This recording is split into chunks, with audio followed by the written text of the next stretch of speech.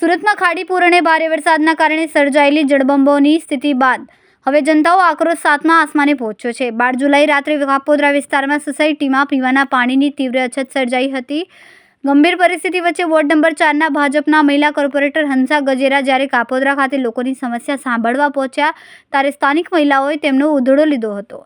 સ્થાનિકોએ કોર્પોરેટર પર આક્ષેપોનો મારો ચલાવતા કહ્યું કે જ્યારે ચૂંટણીમાં મત જોઈતા હતા ત્યારે 10 વાર સોસાયટીમાં આંટા મારતા હતા।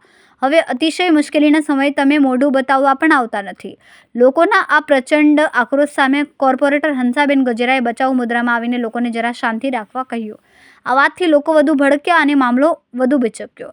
કોર્પોરેટરે છેલ્લે લાચારી અને કટાક્ષમાં કહી દીધું કે મારે તો એમાં કંઈ અંદર ઉતરવાનું નથી, નકર તો હું અત્યારે જ કાઢી દઉં બધું। હાલો। કેમેરામેન સેનલ વિરાણી સાથે વિશાલ છેઠા, માનવ પ્રભા ન્યૂઝ, સુરત। અમારા વિડિયોની નવી અપડેટ મેળવવા માટે સબસ્ક્રાઇબ કરો માનવ પ્રભા ન્યૂઝ ચેનલને, બેલ આઇકન ક્લિક કરો લેટેસ્ટ વિડિયો સૌથી પહેલા મેળવવા માટે।